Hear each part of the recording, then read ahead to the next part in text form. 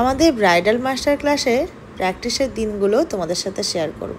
তবে হ্যাঁ, প্রত্যেকটা দিনের ভিডিও করা সম্ভব হয়নি ঠিকই, কিন্তু তোমাদের সাথে শেয়ার করবো একদম প্রথমের দিকের যে প্র্যাকটিস কিভাবে হতো, ওরা প্রথমে বেস মেকআপ ওদেরকে কীভাবে দেখালাম, কিভাবে ওরা শুরু করলো। তো সেই কয়েকটা দিনই তোমাদের সাথে শেয়ার করবো। পরের দিকে তো তোমাদের সাথে শেয়ার করেইছি ওরা এক্সাম কেমন দিয়েছে, ফাইনালি প্র্যাকটিস কেমন করেছে, কিন্তু প্রথমের দিকে ওরা কিভাবে সব কিছু বুঝে উঠলো সেটা দেখাবো। কারণ প্রথম অ্যাকচুয়ালি আমার কাছে ম্যাক্সিমাম স্টুডেন্ট আসে, 1-2 জন বাদে, যারা একেবারেই কিন্তু নতুন, যারা ব্রাশ ধরতেও জানে না এবং প্রোডাক্ট চিনতেও জানে না, অনেকে নিজে কোনোদিন মেকআপই করেনি বা ফাউন্ডেশনও লাগায়নি। এই সমস্ত স্টুডেন্টদেরকে একদম হাতে তৈরি করাটা খুবই মানে কঠিন, এবং সেটা আমাদেরকে করতেই হয়। এবং সেই মানুষটা কিন্তু ততটাই শিখবে, কারণ সে একেবারেই জানতো না, তার মানে খাতাটা একেবারেই কি বলবো, মানে কোনো লেখা কাটি কিচ্ছু ছিল না। তাকে আমি হাতে ধরে কাটতে শেখালে কাটতে শিখবে, আর যদি মুছতে শেখাই মুছতে শিখবে, এরমই আর কি বলতে পারো। তো চলো তোমাদের সাথে সেটাই শেয়ার করি।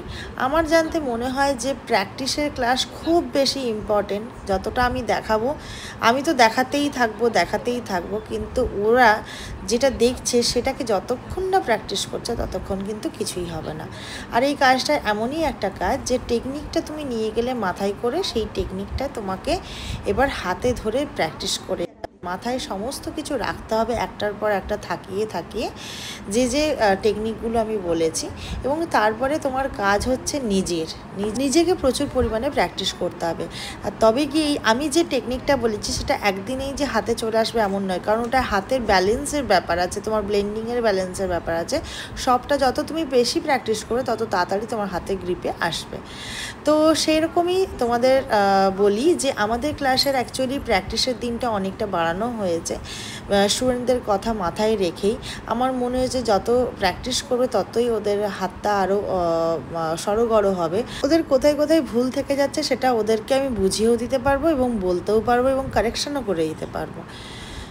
তো তারপরে দেখো ওদেরকে প্রত্যেককেই আই মেকআপ দেখিয়ে দেওয়া, আই মেকআপের কালার কীভাবে ব্লেন্ডিং হবে সেগুলো দেখিয়ে দেওয়া, আইব্রোর কীভাবে কর্নার আঁকবে বা কতটা পরিমাণে আইব্রো আঁকলে ঠিক হবে, বা ফ্রন্টের দিকে কেন কালার ইউজ করবে না, যাদের বেশি আইব্রো মানে গ্রোথ তাদেরকে কিভাবে ড্র করবে, এই সমস্ত কিছুই কিন্তু প্রত্যেককেই বলা হয় এবং ধরেই বলা হয়।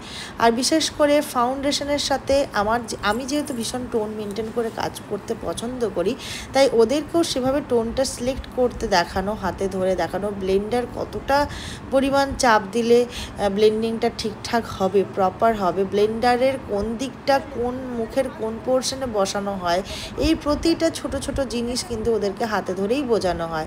আর হাতে ধরে মানে এটা জাস্ট তোমাদেরকে আমি স্টুডেন্ট আনার জন্য বলছি না, এটা সত্যিকারেরই ওটা করা হয়। না হলে একটা বেসিক একদম স্টুডেন্ট যে কোনো কিছু জানে না, তাদেরকে এই কাজটা করানো কখনোই সম্ভব নয় যদি তুমি হাতে ধরে না করাও, ঠিক আছে?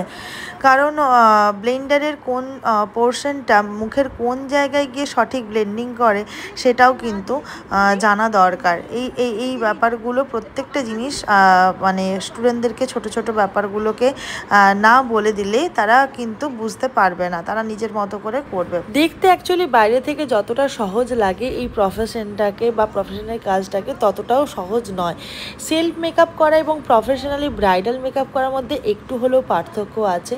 এবং এই যে আমরা যে প্রোডাক্টটা নিচ্ছি এবং ব্রাইডালের ক্ষেত্রে যে পরিমাণ লং লাস্টিংয়ের কথা আমাদের মাথায় রাখতে হয় বা সামারের সময়ের কথা মাথায় রাখতে হয়, সেখানে আমাদেরকে এটাও মাথায় রাখতে হয় যে কোন প্রোডাক্টটা কতটুকু নেব এবং কিভাবে ব্লেন্ডিং করব যাতে ক্রিজ আসবে না, স্মাইল লাইন খুব কম পড়বে, এই ব্যাপারগুলো আমাকে মাথায় রাখতে হয়। তো সেই জিনিসগুলো ওদেরকে প্রপার দেখানো দরকার আছে বলেই আমাদের প্র্যাকটিসের ক্লাসটা একটু বাড়ানো হয়েছে। এবং এটা 2-3টে ব্যাচ হয়ে গেল যে আমাদের এরমভাবে প্র্যাকটিসের ক্লাস বাড়ানো হয়েছে।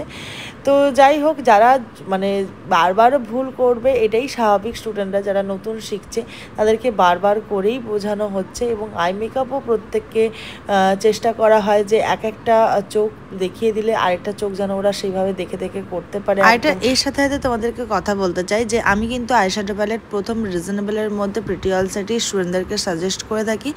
আর এটা বলার কারণ হলো আমি অনেক জায়গায় শুনেছি যে স্টুডেন্টদেরকে প্রিটি অল সেট বা নিজেরাও মেকআপ আর্টিস্ট হিসেবে যখন রানিং কাজ করছো প্রিটি অল সেট কেন ইউজ করছো, এর থেকে হাই রেঞ্জের প্রোডাক্ট কেন ইউজ করছো না। অ্যাকচুয়ালি প্রিটি অল সেটের যে কালারগুলো হয় সেটা এতটাই ভালো হয় এবং কোয়ালিটিও কালার মানে কালার অপশনও এত বেশি পাওয়া যায় যে অন্য প্যালেট ইউজ যখন করি তার সাথে সাথেও কখনো কখনো আমার প্রিটি অল সেটে কিন্তু হাত চলেই যায়। কারণ প্রিটি অল সেটে কিন্তু এমন আরেকটা ভালো গুণও ওর আছে, যেটা মানে প্রোডাক্ট হচ্ছে ঝরে পড়ে না, ঠিক আছে। কারণ প্রোডাক্ট হচ্ছে ফল আউট হলে আমাদের মুখের যে বেস মেকআপটা থাকে সেটা নষ্ট হয়ে যাওয়ার চান্স থাকে। তো একটা সময় পর্যন্ত কাজ করতে করতে হাতে এমন একটা ব্যালেন্স চলে আসে না, তখন আর ফল আউট হওয়ার কোনো চান্স থাকে না। আর আমি যে টাইপের আই মেকআপ পছন্দ করি, যতটা ন্যাচারাল আই মেকআপ পছন্দ করি, তাতে প্রিটি অল সেটে আরামসে কাজ হয়ে যায়। তাছাড়াও আমার অন্যান্য প্যালেট আছে, সপারেলের প্যালেট আছে, তারপর হচ্ছে কুইনের প্যালেট আছে। তো যাই হোক, সেগুলো আলাদা ব্যাপার। কিন্তু আমি কিন্তু যখন ক্লাসে মানে কাজ দেখাই, তখন সবসময় চেষ্টা করি যে প্রিটি অল সেট দিয়েই কাজটা দেখাতে। কারণ স্টুডেন্টদের কাছে যে প্রোডাক্টগুলো থাকবে সেগুলো দিয়ে আমি কাজ দেখাতে বেশি পছন্দ করি। কারণ ওরা যাতে বুঝতে পারে যে এই প্যালেটটা দিয়ে কিন্তু এই রকমই কাজ ভালো হয়। মানে ম্যাডাম একটা ভালো প্যালেট, অনেক অনেক দামি প্যালেট দিয়ে কাজ দেখিয়ে দিল, কিন্তু আমরা করলাম প্রিটি অল সেট দিয়ে। তখন আমি কম্পেয়ার করলাম, মানে ওই কাজটা তো ভালো হবেই, ওরও একটা প্যালেট দিয়ে হয়েছে বলে তাই। এই ধারণাটার যে ভুল, সেটা ওদেরকে বোঝানোর জন্যই আমি প্রিটি অল সেট দিয়ে কিন্তু ওদেরকে ক্লাসে দেখাই যে এই প্যালেটটা দিয়েই কত ভালো কাজ হয়। এবং হ্যাঁ, তার সাথে সাথে এই প্যালেটগুলো, সপারেলের প্যালেটগুলো বা এই প্রোডাক্টগুলো যোগ করলে আরেকটু কতটা বেটার হচ্ছে সেটাও ওদেরকে দেখানো হয়। সেরকমই বেস মেকআপের ক্ষেত্রেও রিজনেবলের প্রোডাক্ট দিয়ে কীভাবে ভালো কাজ হচ্ছে সেটাও দেখানো হয়, আবার হাই রেঞ্জের প্রোডাক্ট দিয়েও কীভাবে ভালো কাজ হচ্ছে সেটাও দেখানো হয়। কিন্তু দুটোর ফিনিশিংই কিন্তু মানে কোনোটার থেকে কোনোটা কম যায় না, এবং ওরা বুঝতেই পারে যে দুটোর ফিনিশিং দেখে ওরা একটুও ধরতে পারবে না যে কোনটা কোন ব্র্যান্ড দিয়ে তৈরি। কিন্তু এটা তার সাথে সাথে ওরা ভালো করে জানে যে কোন ব্র্যান্ডটা কতক্ষণ লং লাস্টিং করবে। অবশ্যই ডিপেন্ড করে ফিনিশিংয়ের নয়, মানে যে ব্র্যান্ড দিয়ে কাজ করবে না তার ফিনিশিংয়ের উপর ডিপেন্ড করে যে তোমার লং লাস্টিংটা কতটা হবে। মানে তুমি যে প্রোডাক্ট দিয়ে করবে সেই প্রোডাক্টের ওপরেই ডিপেন্ড করছে লং লাস্টিং। আর তার সাথে সাথে কিছুটা অবশ্যই তুমি যত ভালোই প্রোডাক্ট দিয়ে করো না কেন, তোমার যদি টেকনিক ভুল হয় তাহলে কিন্তু তোমার লং লাস্টিং বেশিক্ষণ হবে না। টেকনিকটাও খুব ইম্পর্টেন্ট এবং হাতের ক্রিয়েটিভিটিটাও ইম্পর্টেন্ট। তো এই সমস্ত কিছুকে নিয়ে আমাদের ক্লাসটা করা হয়, ওদেরকে প্রচুর ছোট ছোট টিপস দেওয়া হয়। আর আশা করি একদম, যেহেতু 1-2 জন স্টুডেন্ট বাদ দিয়ে প্রত্যেকেই পুরো বেসিক থেকে শুরু করে শেখাটা, তাই যেটা শিখে ওরা এক্সাম দেয় এটা আমার কাছে অনেকটাই পাওয়া, এবং ওদের কাছেও বলবো এটা অনেক বড় পাওয়া। একটা মানে আরও ভালো রেজাল্ট পাওয়ার জন্য এরপর তোমাদেরকে যা টিপস দিয়েছি সেটা মাথায় রেখে তোমাদেরকে প্রচুর পরিমাণে প্র্যাকটিস করতে হবে। তুমি এই শেখাটা নিয়েই যখন সেকেন্ড টাইম আবার শিখবে না, তখন দেখবে তোমাদের কতটা বেশি আরও ইমপ্রুভ হচ্ছে হাতের কাজটা। তখন বুঝতে পারবে যে প্রথমের যে শেখাটা কতটা দরকার ছিল। এই জন্যই আমি বলি যে পুরনো স্টুডেন্টরা নেক্সট ক্লাসে আবার আসার চেষ্টা করো। আজকে তুমি যেটা বুঝতে পেরেছো সেটা যতটা তোমাকে সাহায্য করেছে কাজটা করতে, যখন তুমি নেক্সট টাইম আবার আমার ক্লাসে আসবে তখন দেখবে ওই জিনিসগুলো যতটা একটু হলেও যে আবঝা ছিল, যেটা হয়তো তোমার বুঝতে একটু অসুবিধে হচ্ছিলো, সেটা দেখবে তখন তোমার পুরো ক্লিয়ার হয়ে গেছে। কারণ তুমি আমার কাছ থেকে ক্লাস করে গিয়ে মাঝে সেটার প্রতি অনেক গুরুত্ব দিয়েছো, প্র্যাকটিস করেছো, এবং সেটা তার ফলে তুমি নিজে বুঝতে পেরেছো নিজের কোথায় কোথায় ভুল থেকে যাচ্ছে, এবং যখন পরের ক্লাসটাতে তুমি সেই জায়গাগুলো দেখে নেবে না, তখন তোমার কাছে সেটা পুরো ক্লিয়ার হয়ে যাবে। তার জন্য তোমাদেরকে কিন্তু এইটার পেছনে লেগে থাকতে হবে। ওই একদিন ভালো লাগার জিনিসটা করলাম, শখের সাথে দেখলাম, ব্যাস তা করলে কিন্তু হবে না। সেটা তুমি যেখান থেকে শিখে আসো পৃথিবীর, সেটা তুমি যদি এরকমভাবে বসে থাকো যে আমি এখান থেকে শিখে এসেছি তার মানে আমার হাতে জাদু চলে যাবে, এটা কখনোই হয় না, এটা কখনো হতেই পারে না, ঠিক আছে? তো যাই হোক, বেশি আর বকবক করবো না, অনেক কিছুই তোমাদের সাথে মনের কথা শেয়ার করে ফেললাম।